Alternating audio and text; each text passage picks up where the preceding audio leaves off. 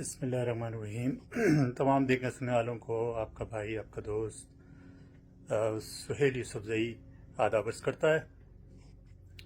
آج 23 جولائی منگل کا دن 2024، اور یہ ویلاگ اس وقت میں اس لیے کر رہا ہوں کہ میں ایک معروف صحافی ہیں جو اپنے آپ کو انڈیپینڈنٹ جرنلسٹ کہتے ہیں، اور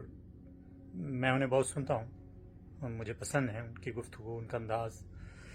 لیکن ضروری نہیں کہ میں ان کی ہر بات سے اتفاق کرتا ہوں، اور جس جبر کا وہ شکار ہیں اس سے بھی ہم اتفاق کرتے ہیں۔ ہمارے قائد الطاف بھائی نے بھی ان کے لیے بہت بولا جب ان کے ساتھ زیادتی ہوئی، کیونکہ الطاف بھائی جس کے ساتھ ظلم ہوتا ہے اس کے ساتھ ہوتے ہیں، چاہے وہ نواز شریف ہوں، ان کی بیٹی ہو، ان کے بھائی ہوں، چاہے وہ ایون کہ آصف علی زرداری ہوں یا ان کی فیملی یا ان کے کارکنان ہوں۔ ظلم ہوگا، غلط ہوگا تو الطاف حسین کی آواز بلند ہوگی، چاہے وہ پاکستان کے صحافی ہوں، حمید میر ہوں یا اور دیگر صحافی حضرات ہوں، جو کبھی ایم کیو ایم اور اس کے اوپر ہونے والے، اس کے کارکنوں پر اور معاشر عوام پر ہونے والے ظلم پر بمشکل تمام بول پاتے ہیں۔ الطاف بھائی نے ان کے لیے آواز اٹھائی ہے، قطع نظر اس چیز کی پرواہ کیے بنا کہ انہوں نے ان کے لیے کچھ نہیں کہا۔ کیوں کہ ان میں اور الطاف حسین میں یہی فرق ہے کہ الطاف بھائی حق اور سچ کی بات کرنے والے ہیں۔ یہی وجہ ہے کہ آج پی ٹی آئی پہ ہونے والی زیادتیوں، غلطی اور ظلم کے خلاف الطاف بھائی کی آواز بلند ہو رہی ہے۔ اس لیے نہیں ہو رہی کہ وہ الطاف حسین نے کوئی پی ٹی آئی سے کوئی متفق ہو گئے ہیں یا ان سے کوئی خدا نخواستہ کوئی عمران خان کو اپنا لیڈر مان لیا ہے، ایسا ہرگز نہیں ہے۔ الطاف حسین تو خود ایک لیڈر ہیں اور ان سے پہلے کے لیڈر ہیں۔ ان کی جد و جہد جب شروع ہوئی تھی، جب عمران خان جو ہے وہ ایک بڑی پرتعیش زندگی مغرب میں، پاکستان میں ہر جگہ گزار رہے تھے، الطاف بھائی کی جد و جہد جب شروع ہوئی، لیکن قطع نظر اس کے کہ عمران خان صاحب نے الطاف بھائی کے لیے اور ایم کیو ایم کے لیے کیا کیا الفاظ استعمال کیے، کس طرح کی سوچ تھی، قطع نظر اس کے الطاف بھائی نے جب ان کے ساتھ زیادتی ہوئی یا ہو رہی ہے تو الطاف بھائی نے اس پہ آواز بلند کی۔ یہ اس بات کا بین ثبوت ہے کہ الطاف حسین حق اور سچ کا ساتھی ہے۔ الطاف حسین موقعوں سے فائدہ اٹھانے والا لیڈر نہیں ہے۔ تو کہنے کا مقصد یہ تھا کہ وہ صحافی وجاہت سعید خان کا روزانہ میں سنتا ہوں تقریباً، اور میں ان کا مشکور بھی ہوں، پوری ایم کیو ایم ان کی مشکور ہے کہ وہ الطاف بھائی سے 2 دفعہ انٹرویو کر چکے ہیں، اچھا انٹرویو کر چکے ہیں، اور یقیناً وہ ایک ڈیسنٹ آدمی ہیں۔ لیکن آج جو ان کا جو انہوں نے شاید آج امریکہ میں تو ابھی صبح آئے، تو جو رات گئے کسی وقت وہ کرتے ہیں، امریکہ میں ہوتے ہیں چونکہ، تو وہ آج صبح جب میں نے سنا تو اس میں جو ہے انہوں نے ایک سوال، جو ایک نیا ہوسٹ اپنے ساتھ بٹھایا ہے، اس کراچی آپریشن کا بھی ذکر آیا، تو اس پہ انہوں نے یعنی بغیر کسی حیل و حجت کے وجاہت سعید صاحب نے بغیر کسی حیل و حجت کے اور بغیر سوچے سمجھے فلوئنٹلی کہہ دیا کہ جی وہ ایم کیو ایم کے بھتہ خوری، ایم کیو ایم کے ٹارچر سیل اور ایم کیو ایم کی بدماشی، یہ لفظ استعمال کیا انہوں نے کہ میں یعنی وہ خود بقول ان کے چشمدید گواہ ہیں، انہوں نے اپنی آنکھوں سے دیکھے۔ یہ سن کر مجھے بہت افسوس ہوا، بہت افسوس، اور میں وجاہت سعید صاحب آپ سے براہ راست مخاطب ہوں، ایک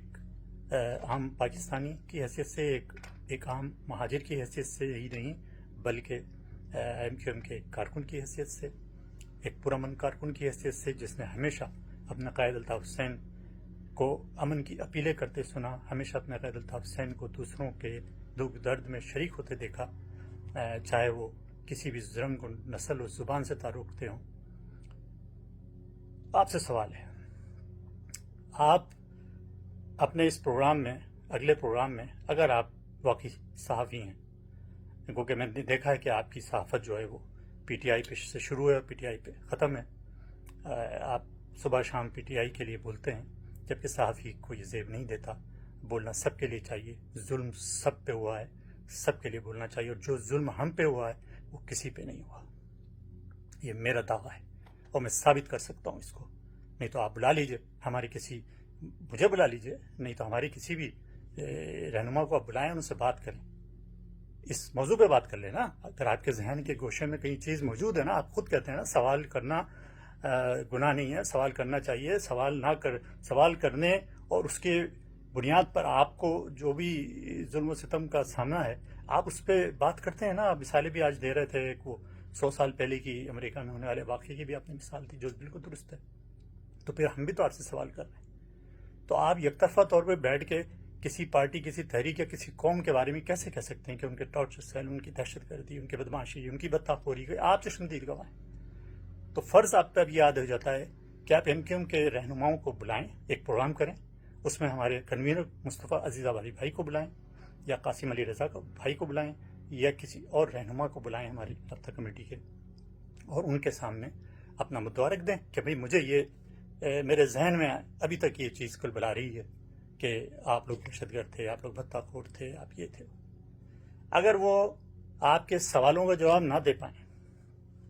آپ کو مطمئن نہ کر پائیں, تو پھر آپ اپنے ذہن میں موجود اس خلش کو لے کر آگے چلتے رہیے گا. لیکن اگر آپ کو مطمئن کر دیں ثبوت و شواہد کے ساتھ کہ ہم دہشت گرد نہیں, ہم بھتہ خور نہیں تھے, ہم نے کوئی ٹارچر سیل نہیں بنائے,